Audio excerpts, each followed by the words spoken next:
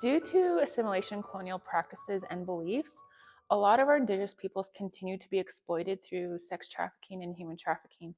And some of those after effects can result in high rates of suicide ideation, substance misuse, depression, anxiety, but also that fear of moving towards healthy relationships, having that fear of attachment, or having that fear of not trusting anyone.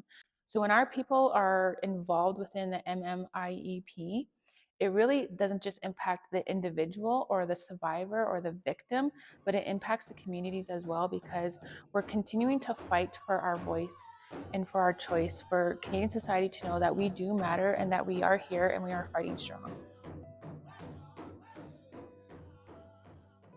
Well, the only experience that I experienced with was my wife, Mavis.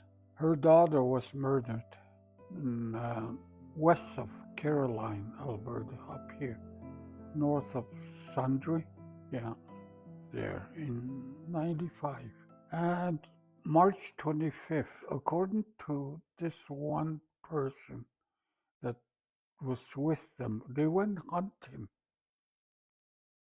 And they must have gone to a fight drinking or something, I don't know. In a way,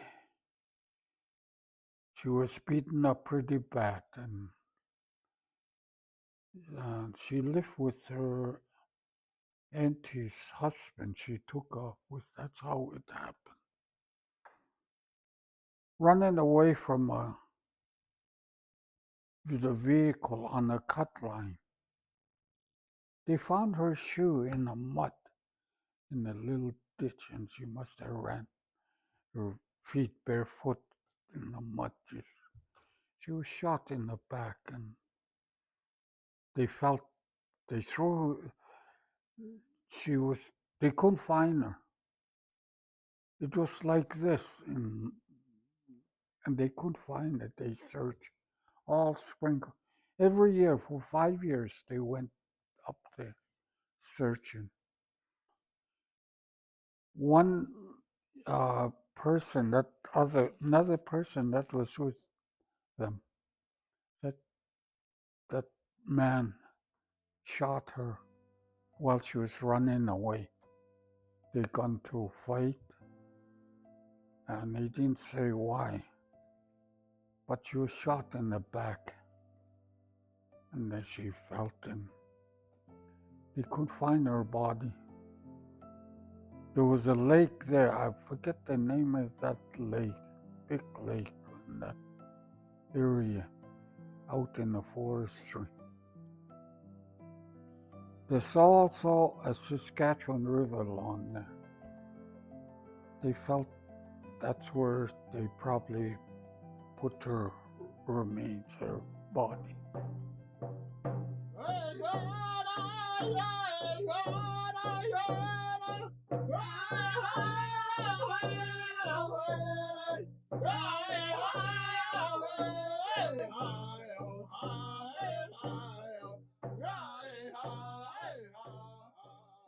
It's more dangerous today because of the drugs.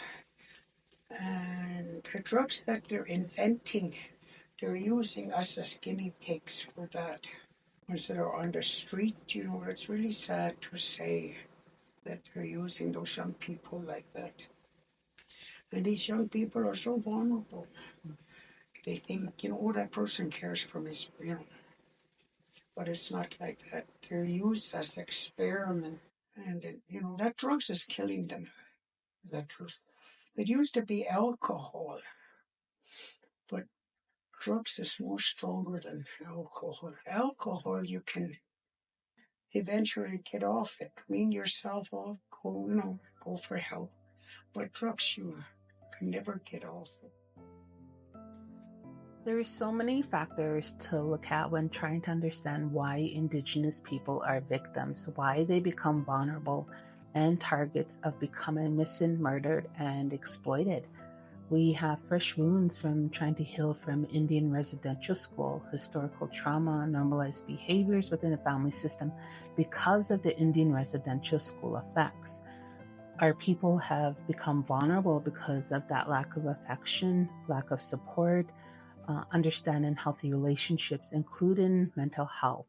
And it's just so important to understand before we judge why our people have gone missing, why they've been murdered, or why they become exploited. We have to understand all those factors, and also too is understanding how can we heal our people and move forward from this. But it's always going to be ongoing. It's just something that we have to continue fighting for, continue to support, and continue to educate. Tsuut'ina welcomes any partnerships with wraparound services, including services provided by Tsuut'ina Nation Police Service, like the Youth Services Section. The Youth Services Section is a community-based intervention program. Youth who work with the Youth Services Section have access to two streams of support. The first stream is community programming, which aims to provide youth and community unique opportunities that address various risks for youth and adults on Tsuut'ina Nation. The second stream is one-on-one supports from a youth outreach worker to address root causes of crime through individualized case plans based off of the goals of the client.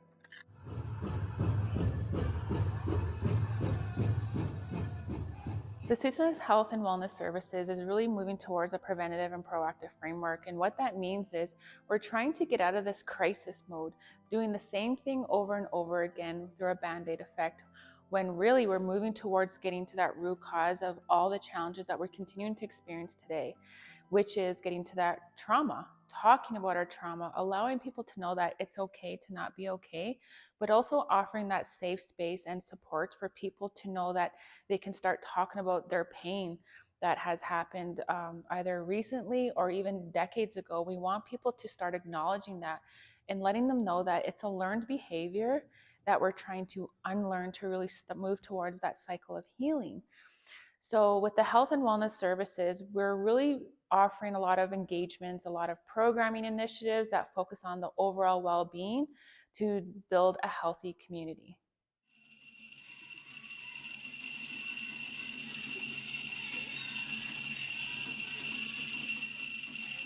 So these spirits, you can talk to them.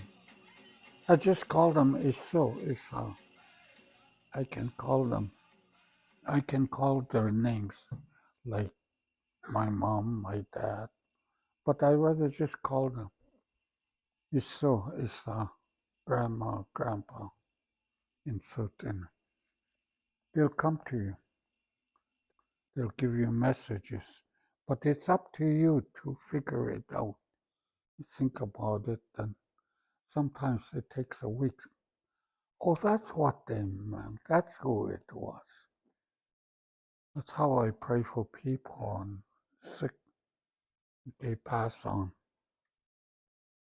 Messages are passed on like that. The spirit world, they all go to a beautiful place. But it's so hard for us. We still walk in Mother Earth. We suffer a lot.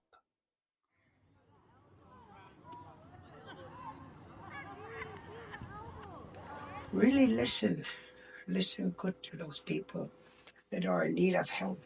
They're crying out, and right at that point in time, they need an ear to hear them out.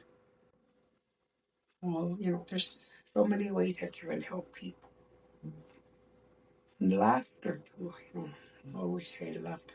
First Nation people are good with that, They don't laugh at you, they laugh with you, and they help you laugh. And then when you get that laughter there, that helps them to think differently. Oh, yeah, okay, well, it's a start. I can start going this way instead of this way.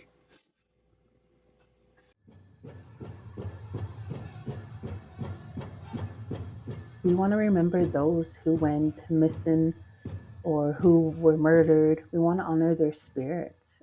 We want to seek justice for them and their families while trying to heal the next generation. And by doing this, we're taking back our power. We're definitely moving in a direction where we're trying to heal not only our people, but we're trying to heal ourselves. And we're trying to educate mainstream every non-Indigenous person. And we're really thankful for those allies that step up and that are part of these awareness campaigns, that are being proactive and sharing a message and educating those who do not understand. So with Tsuut'ina Nation Police Service, any person that is experiencing violence or is in danger or reported missing, our response is immediate.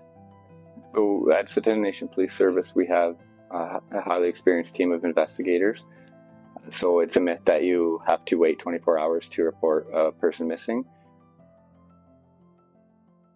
Hanete runs full gallop when he's faced with storms. It's like much of our people face the same storms. We were both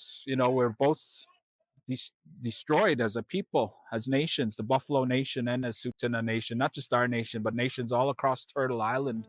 We're trying to take our culture back one step at a time through different various programming that we do on the reserve.